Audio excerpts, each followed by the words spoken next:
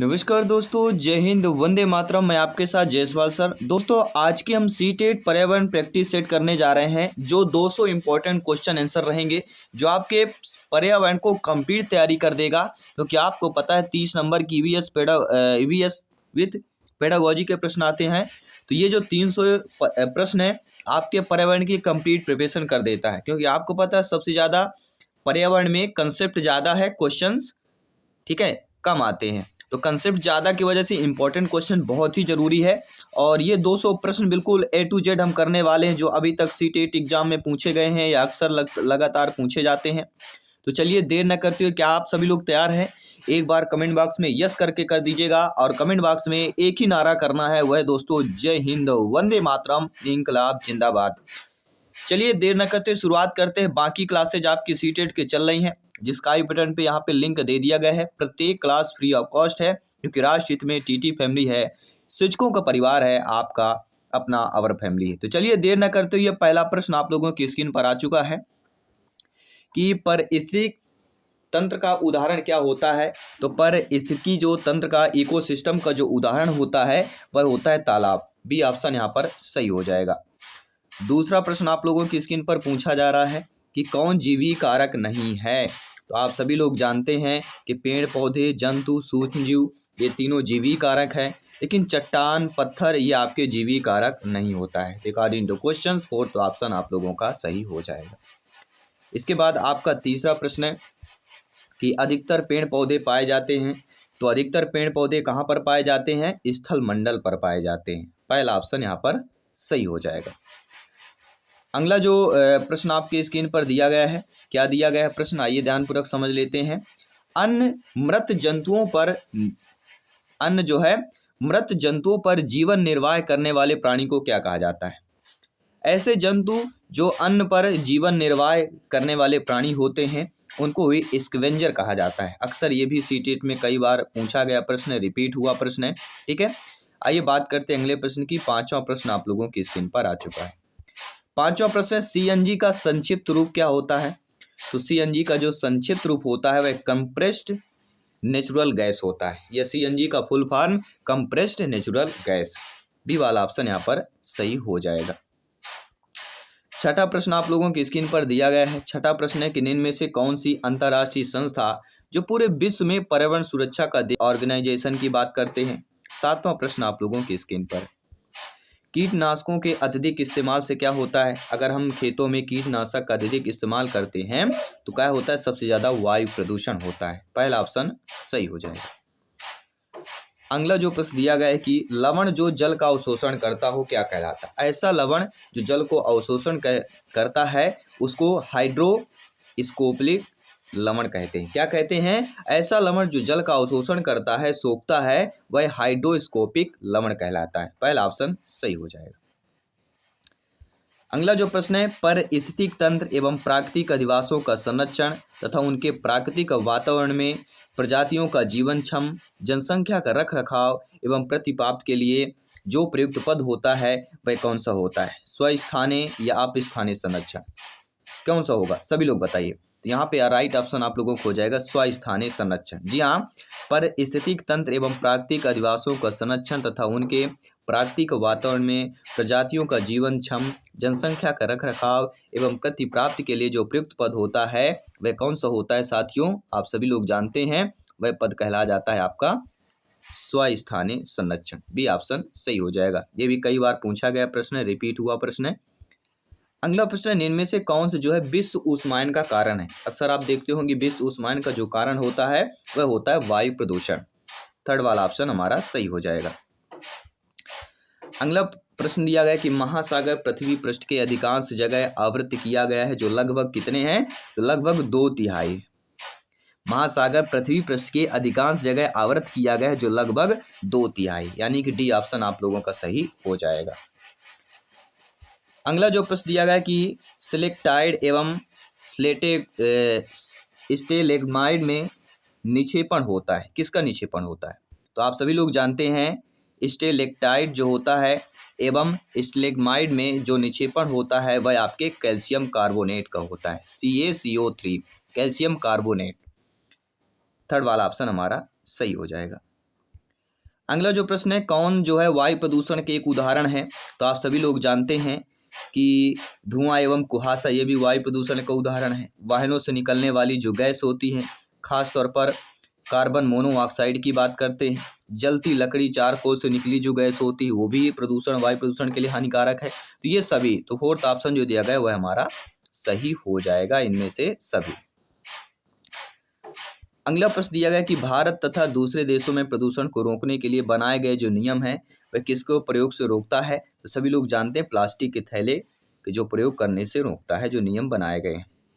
क्योंकि इसे ना तो नष्ट किया जाता है, ना इसे गलाया जाता है, ना किसी प्रकार से किया जा सकता है, रिसाइकल भी नहीं किया जा सकता।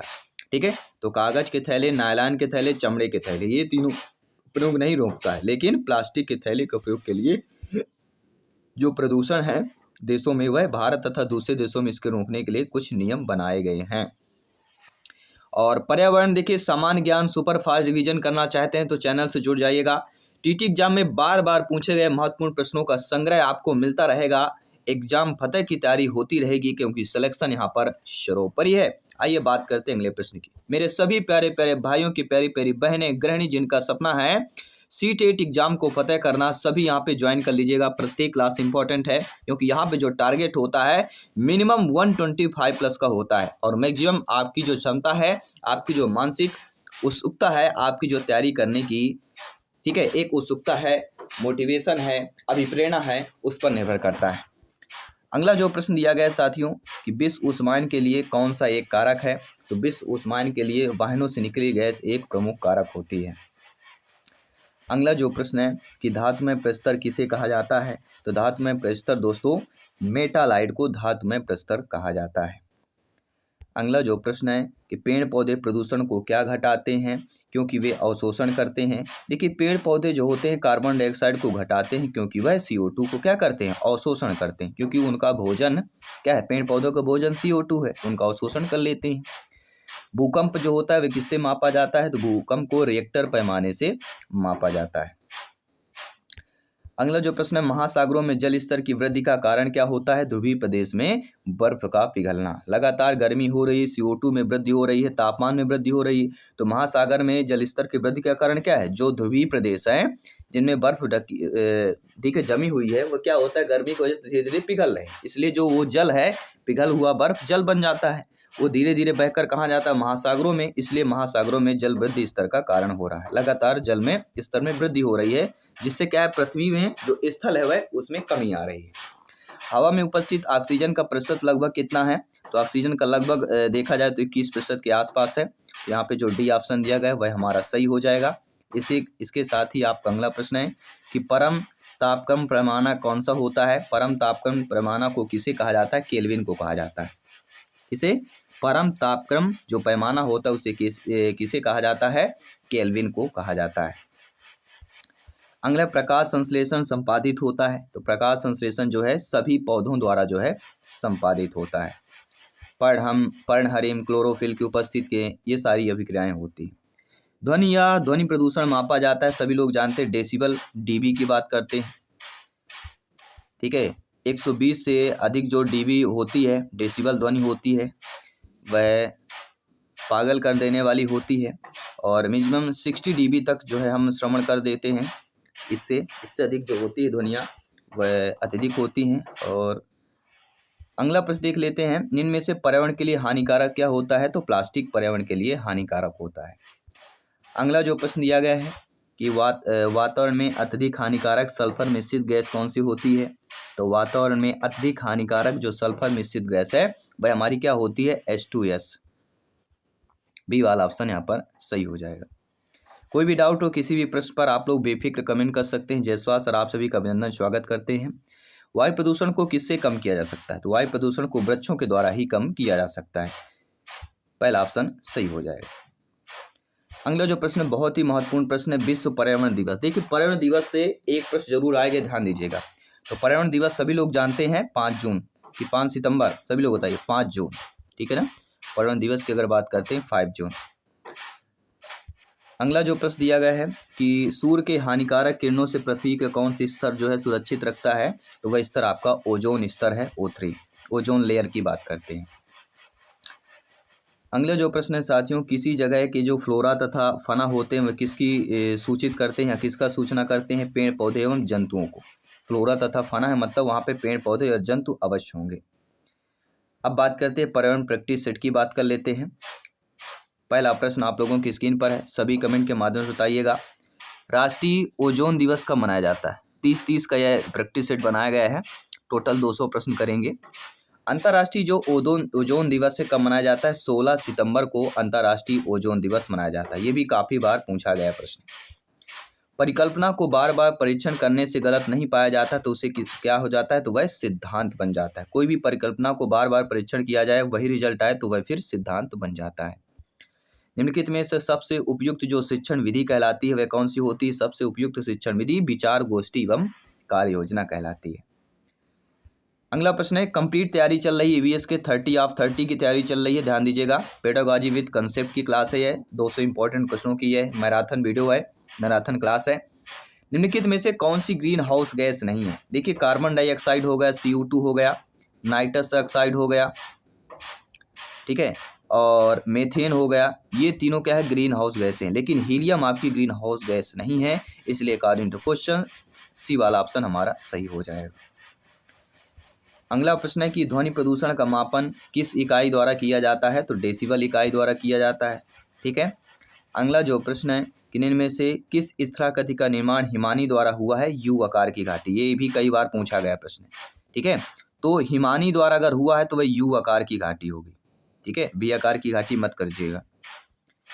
अगला जो प्रश्न है कि निम्न में से नदियों में कौन सी नदी बंगाल की खाड़ी में गिरती है? तो सभी लोग जानते हैं जो सुवर्ण रेखा नदी है वह बंगाल की खाड़ी में जाकर गिरती है।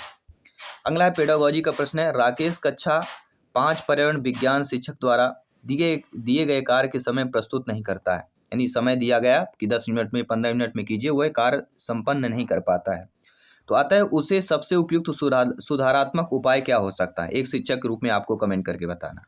तो सबसे उपयुक्त सुधारात्मक उपाय यह होगा कि उसकी अनियमितताओं के कारण को जानकर उससे सही मार्गदर्शन देना। सी वाला ऑप्शन हमारा सही हो जाएगा। अगला, मध्य प्रदेश में कौन सा शहर झीलों का शहर कहलाता है? सभी लोग जानते हैं भोपाल जो है मध्य प्रदेश का झीलों का शहर कहलाता है। अगला जो प्रश्न है कि इनमें से कौन सा सागर यूरोप को अफ्रीका से अलग करता है? तो वह भूमध्य सागर है जो यूरोप को अफ्रीका से अलग कर देता है। डी वाला ऑप्शन सही हो जाएगा। अगला जो प्रश्न दिया गया है कि शिक्षक की सबसे बहुमूल्य निधि क्या होती है? शिक्षक की सबसे बहुमूल्य निधि जो होती है छात्रों का विश्वास होता है, एक रिलेशन होता है। अगला प्रश्न है, किसी खाद्य श्रृंखला में शाकाहारी क्या होते हैं? तो कोई भी खाद्य श्रृंखला होगा उसमें शाकाहारी होते प्राथमिक उपभोक्ता होते हैं, क्योंकि प्राथमिक उत्पादक जो होता है हरे पेड़ पौधे होते हैं और इनको खाने वाले क्या होते हैं? प्राथमिक उपभोक्ता होते हैं। जैसे हिरण हो गया, हाथी हो गया, ठीक है, तिलचट्टा हो गया, ये क्या हो गए? सारे ये क्या कहलाते हैं? प्राथमिक उपभोक्ता कहलाते हैं और ये शाकाहारी होते हैं। अगला, परिस्थिति तंत्र में तत्वों के चक्रण को क्या कहा जाता है? जैव भू रासायनिक चक्र कहा जाता है। बी वाला ऑप्शन सही हो जाएगा। अगला प्रश्न है, निम्नलिखित ईंधनों में से कौन सा न्यूनतम पर्यावरणीय प्रदूषण उत्पन्न करता है? वह आपका हाइड्रोजन। थर्ड वाला ऑप्शन सही हो जाएगा। अगला है, संकटग्रस्त जंतु जो दैत्याकार पांडा होते हैं वह पाए जाते हैं, तो वह चीन में पाए जाते हैं। थर्ड वाला ऑप्शन सही हो जाएगा। अगला प्रश्न, निम्नलिखित में किस गैस के कारण भोपाल गैस त्रासदी हुई थी? वह सभी लोग जानते हैं MIC, मिथाइल आइसोसाइनाइड। डी वाला ऑप्शन सही हो जाएगा। भोपाल गैस त्रासदी से एक प्रश्न जरूर आएगा, ध्यान दीजिएगा। EVS पर्यावरण में किस देश में क्रिसमस त्यौहार गर्मियों में मनाया जाता है? देखते होंगे आपको दिसंबर महीने में हमारे यहाँ, ठीक है, भारत में, इंडिया में, हमारे देश में ठंडियों में मनाया जाता है, लेकिन ऐसा देश है जो गर्मियों में मनाया जाता है, यानी इस टाइम का जो सीजन है वहाँ पर गर्मी पड़ती है, और वह देश आपका ऑस्ट्रेलिया। तो ऑस्ट्रेलिया देश में गर्मियों के महीनों में क्रिसमस डे मनाया जाता है, क्योंकि यहाँ पर जब ठंडी तो वहाँ पे गर्मी पड़ती है। अगला, गिर वन्यजीव अभयारण्य इनमें से किस वन्यजीव का संरक्षण करता है? तो गिर वन्यजीव अभयारण्य की जब भी बात की जाती है तो शेर की बात की जाती है। डी वाला ऑप्शन सही हो जाएगा। आइए बात कर लेते हैं अगले प्रश्न की। निम्न में से कौन सी प्राकृतिक वनस्पति मरुस्थलीय प्रदेशों में पाई जाती है? तो मरुस्थलीय प्रदेशों में क्या जो प्राकृतिक पाई जाती है वह कहा जाती है कैक्टस, ठीक है। यहाँ पे हमारा कौन सा ऑप्शन सही हो जाएगा? कैक्टस जो सेकंड वाला ऑप्शन है वह हमारा सही हो जाएगा। नो डाउट, आई होप आप समझ गए होंगे। आइए बात करते हैं अगले प्रश्न। अगला प्रश्न, ग्रीन मफलर किससे संबंधित है? ग्रीन मफलर यानी पेड़ पौधों की बात करते हैं तो यह ध्वनि प्रदूषण से संबंधित हो जाता है। अगला प्रश्न है, भू परिस्थितिक तंत्र में ऊर्जा का महत्वपूर्ण स्रोत क्या होता है? तो भू परिस्थितिक तंत्र में ऊर्जा का महत्वपूर्ण स्रोत होता है सनलाइट, सूर्य का प्रकाश, यानी सूर्य हो जाएगा। अगला जो प्रश्न दिया गया है कि टाइटन किस ग्रह का प्राकृतिक उपग्रह है? तो टाइटन जो है शनि ग्रह का एक प्राकृतिक उपग्रह है। ग्रहों से संबंधित भी प्रश्न पूछे जाते हैं। निम्नलिखित में से कौन सी बायोडीजल की फसल है? तो जो जेट्रोफा फसल होती है बायोडीजल की फसल कहलाती है। आइए बात कर लेते हैं अगले प्रश्न के, पर्यावरण संरक्षण अधिनियम किस वर्ष पारित हुआ था? सभी यहाँ पे कमेंट के माध्यम से बताइएगा। तो जब भी पर्यावरण संरक्षण की बात की जाती है तो आप सभी लोग जानते हैं वह होगा 1986। ये सन याद रखिएगा, काफ़ी बार ये भी प्रश्न रिपीट हुआ है और पूछा जाता है। अगला जो प्रश्न दिया गया है आप लोगों की स्क्रीन पर दिया गया है। प्रश्न क्या है, सभी लोग ध्यानपूर्वक कमेंट करके बताइएगा कि भूमंडलीय तापन का कारण क्या होता है? भूमंडलीय में तापन का जो प्रमुख कारण होता है वह कार्बन डाइऑक्साइड में वृद्धि होना, CO2 में वृद्धि होना। अगला जो प्रश्न यहाँ पे आप लोगों को दिया गया है कि निम्नलिखित में से किसमें सर्वाधिक जैव विविधता पाई जाती है? तो सर्वाधिक जैव विविधता उष्णकटिबंधीय सदाबहार वर्षा वन बायोम में पाई जाती है। अगला प्रश्न है, निम्न में से किस मृदा का निर्माण लावा द्वारा हुआ है? तो आप सभी लोग जानते हैं जो काली मिट्टी होती है, काली मिट्टी का निर्माण किसके द्वारा होता है? जो मृदा में क्या होता है, काली मिट्टी या काली मृदा का निर्माण लावा द्वारा होता है। जब लावा विस्फोट होता है, ठीक है, जो लावा निकलता है जो ये तली में बैठ जाता है उसे ही काली मिट्टी का निर्माण होता है। अगला प्रश्न देख लेते हैं, स्क्रीन पर दिया कि वायुमंडल की कौन सी परत जो है प्रकाश की परावैंगनिक किरणों को पृथ्वी की सतह से आने से रोकती है और वह कहलाती आपकी कौन सी मंडल कहलाती है? वह कहलाती है समताप मंडल। ठीक है, पहला ऑप्शन यहाँ पे सही हो जाएगा। अगला प्रश्न दिया गया कि गंगा एक्शन प्लान को लाने का उद्देश्य इनमें से किस सुधार हेतु था? तो गंगा एक्शन जो प्लान लाया गया है वह जल की गुणवत्ता सुधार के लिए लाया गया था, उद्देश्य था। अगला प्रश्न है, निम्न में से कौन सा वृक्ष जैविक कीटनाशक का उत्पादक है? तो जैविक कीटनाशक के उत्पादक की अगर बात करते हैं तो सभी लोग जानते हैं नीम की बात करते हैं। ठीक है, तो अभी तक हम 2 प्रैक्टिस सेट कंप्लीट कर चुके हैं, यानी 60 प्रश्न कंप्लीट कर चुके हैं। आइए बात करते हैं अगले प्रैक्टिस सेट की। और अगला प्रैक्टिस सेट में आपका पहला प्रश्न है, तीसरा प्रैक्टिस सेट है, प्लेग है। प्लेग क्या होता है? तो प्लेग जो होता है वह जीवाणु जनित एक बीमारी होती है। थर्ड वाला ऑप्शन यहाँ पर सही हो जाएगा। अगला जो प्रश्न दिया गया है कि गैसीय अपशिष्ट क्या होता है, सभी बताइएगा। तो गैसीय अपशिष्ट जो कहलाती है वह लकड़ी कोयला जलने वाली जो धुआं होती है वह हमारी कौन सी कहला जाती है? गैसीय अपशिष्ट कहला जाता है। इसी के साथ ही आपका अगला प्रश्न है कि निम्नलिखित में से कौन से जो है पौधे दूर दूर प्रसारित होते हैं? ऐसे पौधे बताइए जो दूर दूर प्रसारित होते हों। ठीक है, कौन से होंगे? सभी लोग कमेंट के माध्यम से बताइए। आपको समय दिया गया है, 5 सेकंड का समय है। सभी लोग कमेंट के माध्यम से फीडबैक करके बताइए और हम देखते हैं आप कितने यहाँ पे कमेंट करते हैं। प्रैक्टिस सेट अगर ये आपने अटेंड कर लिया, वादा करता हूँ 25 प्लस का स्कोर आप लोग आसानी से कर पाएंगे। तो राइट ऑप्शन क्या होगा? कायिक जनन द्वारा वितरित। यहाँ पे डी ऑप्शन आप लोगों का सही हो जाएगा। इसी के साथ ही आपका अगला प्रश्न है कि जब एक जीव लाभ लेता है बगैर दूसरे सहवासी जीव को प्रभावित किए तो वह क्या कहलाता है? उसे ही सहभोजी कहा जाता है। सहभोजी की यह परिभाषा आप लोगों की स्क्रीन पर है। अगला है कि जब मोर सांप को खाता है, सांप कीड़ों को खाता है और कीड़े हरे पौधे को खाता है तो मोर का जो पोषण स्तर है वह क्या कहला जाता है? वह खाद्य पिरामिड के शीर्ष पर कहला जाता है।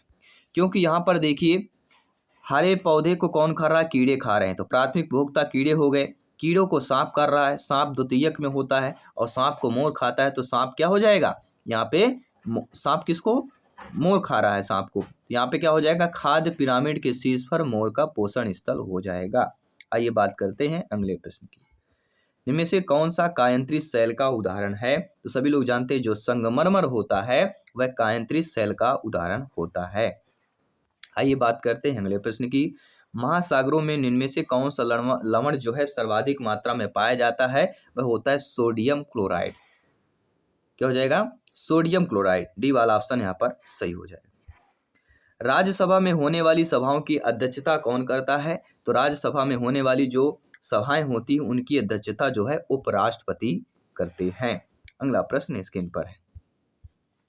निम्न में से मिट्टी का विस्तार भारत के सर्वाधिक क्षेत्र पर है, तो किस मिट्टी का है? सभी लोग जानते हैं जलोढ़ मिट्टी का जो है सर्वाधिक विस्तार भारत के क्षेत्र पर है, वह मिट्टी है जलोढ़ मिट्टी। जो शाकाहारी जंतु भोजन के लिए हरे पेड़ पौधे पर निर्भर होते हैं वह क्या कहलाते? प्रथम चरण के उपभोक्ता कहलाते हैं। आइए बात करते हैं अगले प्रश्न। अगला प्रश्न है, पर्यावरण शिक्षा में समस्या समाधान विधि का जो गुण होता है वह क्या होता है? लक्ष्य केंद्रित विधि भी कहलाती है, सृजनात्मक विधि भी कहलाती है और चयनात्मक विधि भी। तो यहाँ पे हमारा उपरोक्त सभी जो डी ऑप्शन दिया गया वह हमारे सही हो जाएंगे। प्रेक्षण विधि की सीमाएं कितनी है? सभी लोग बताइए। तो प्रेक्षण विधि की जो सीमाएं होती हैं, किस विधि में प्रेक्षण जो होता है वह सूक्ष्मता से न करने पर प्राप्त परिणाम अधिक वैध एवं विश्वसनीय नहीं होते। बी वाला ऑप्शन सही हो जाएगा। इकोसिस्टम की सही परिभाषा क्या है? तो इकोसिस्टम की जो सही परिभाषा है आप सभी जानते हैं, जीव समुदाय और उसके वातावरण का संतुलित तंत्र ही इकोसिस्टम कहलाता है। अगला जो प्रश्न दिया गया है कि मानव विकास के कर्मों या मानव विकास के क्रम में दो पैरों पर चलने का सबसे बड़ा लाभ क्या मिलता है? तो हाथ स्वतंत्र रूप से मस्तिष्क के आज्ञानुसार कार्य कर सकते हैं। क्या बंदर ऐसा क्यों नहीं कर सकते हैं? क्योंकि बंदर हाथ पैर दोनों से चलते हैं। देखिए मनुष्य ऐसा है जो दो पैर से चलने का फायदा यह है कि जो हाथ है वह मस्तिष्क के आज्ञा के अनुसार पालन करता है। भूकंप की तीव्रता मापने के यंत्र को क्या कहा जाता है? सिस्मोग्राफ कहा जाता है, आप सभी जानते हैं। सूर्य से निकटतम ग्रह कौन सा होता है? तो सूर्य के निकटतम ग्रह जो सभी लोग जानते हैं वह कहलाता है बुध। कौन सा ग्रह कहलाता है? बुध ग्रह कहलाता है। अगला जो प्रश्न है, राष्ट्रीय उद्यान से जरूर एक से या दो प्रश्न आ जाते हैं, कभी कभी 3-4 प्रश्न आ जाते हैं। तो गिर राष्ट्रीय पार्क किस राज्य में उपस्थित है या किस राज्य में है? तो सभी लोग जानते हैं गुजरात। ठीक है, गा से गिर, गा से गुजरात, ये ध्यान दीजिएगा। अगला जो प्रश्न है कि निरीक्षण विधि की क्या विशेषता नहीं होती है? निरीक्षण विधि की विशेषता होती है कि वह विधि विभिन्न सर्वेक्षणों द्वारा अपनाई जाती है। यह एक बल केंद्रित विधि है जिसमें शिक्षक एक प्रशासक के रूप में होता है। यह प्रत्यक्ष अनुभव पर आधारित होती है। लेकिन निरीक्षण विधि यह एक मनोवैज्ञानिक विधि है, यह आपका गलत है। तो निरीक्षण विधि की क्या विशेषता नहीं है कि यह एक मनोवैज्ञानिक, क्योंकि निरीक्षण जो विधि होती है एक अमनोवैज्ञानिक विधि कहलाती है। अगला जो प्रश्न दिया गया कि निम्नलिखित में से वाहिनी युद्धों में किसको आजकल पर्यावरण स्नेही माना जाता है? तो वह कहलाता है संपीड़ित प्राकृतिक गैस। यहाँ पे क्या हो जाएगा? संपीड़ित प्राकृतिक गैस हो जाएगा, डी वाला ऑप्शन सही हो जाएगा। किसी परितंत्र में तत्वों का चक्रण क्या कहलाता है? कोई भी परितंत्र है उसमें जो तत्वों का चक्रण होता है उसे ही जैव भू रासायनिक चक्र कहते हैं। अगला प्रश्न है, चिपको आंदोलन के प्रणेता कौन है भैया? सही बताइए। तो चिपको आंदोलन के जो प्रणेता कहलाते हैं वह हमारे सुंदरलाल बहुगुणा कहलाते हैं। अगला है प्रश्न है, इंसुलिन की रासायनिक प्रकृति क्या होती है? तो इंसुलिन की रासायनिक प्रकृति को ही प्रोटीन कहते हैं। क्या कहते हैं? प्रोटीन। सेकंड वाला ऑप्शन सही हो जाएगा। पौधे में अर्धसूत्री जो विभाजन होता है वह किसमें होता है? तो पौधे में अर्धसूत्री जो विभाजन होता है वह पराग कोश में विभाजन होता है। अगला जो प्रश्न है सभी कमेंट कीजिएगा, जैविक समुदाय में प्राथमिक उपभोक्ता क्या होते हैं? तो जैविक समुदाय में जो प्राथमिक उपभोक्ता होते हैं वह होते हैं शाकाहारी। थर्ड वाला ऑप्शन सही हो जाएगा। जड़ नियंत्रण में आमतौर पर सबसे अधिक प्रयोग की जाने वाली जो औषधि होती है उसे क्या कहते हैं? पैरासीटामोल। ठीक है। लिव 52 किसे कहते हैं? लीवर से संबंधित। प्रूफेन जो होता है वह दर्द और बुखार से संबंधित होता है। और बी कॉम्प्लेक्स सभी लोग जानते हैं। आइए बात करते हैं अगले प्रश्न की।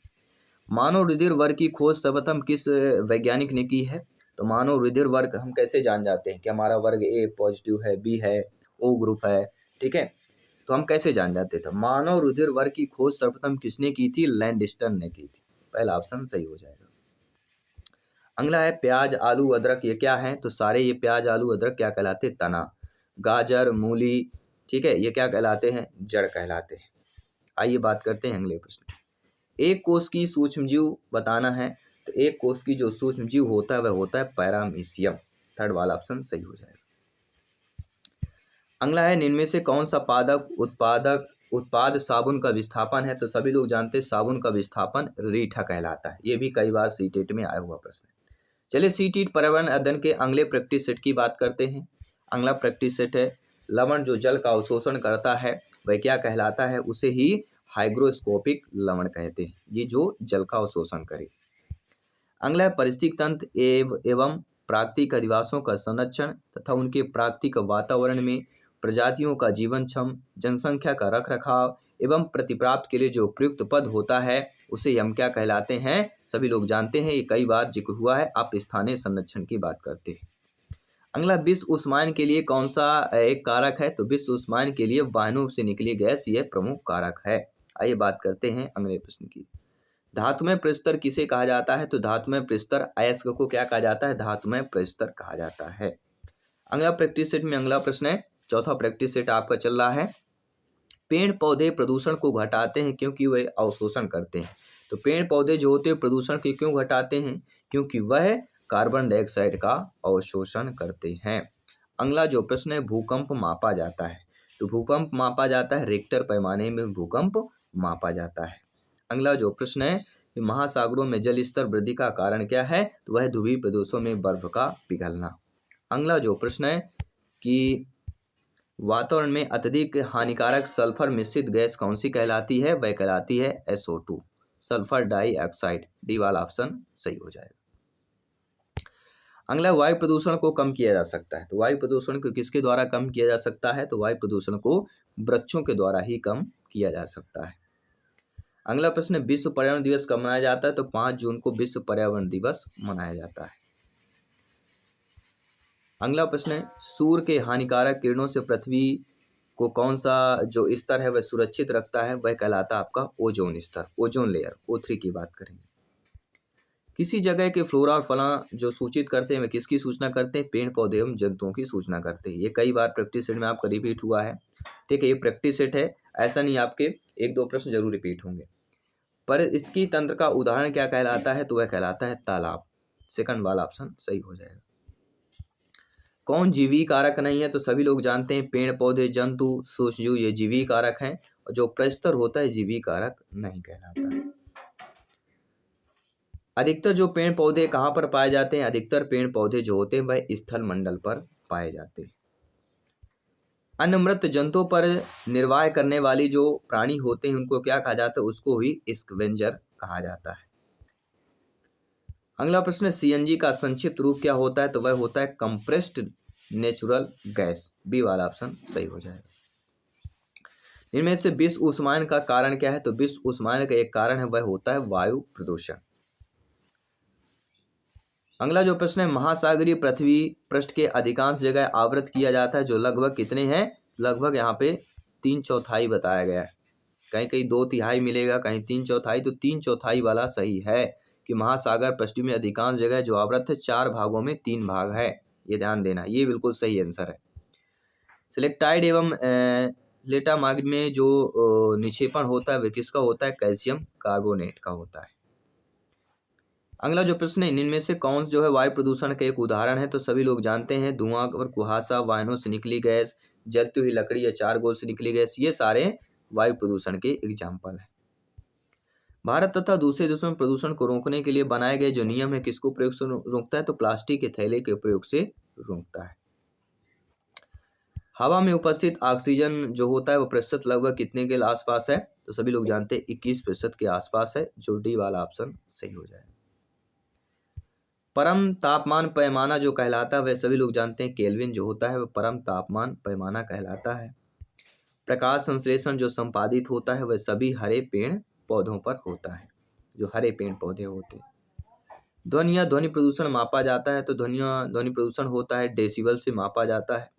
सी वाला ऑप्शन यहाँ पर सही हो जाएगा।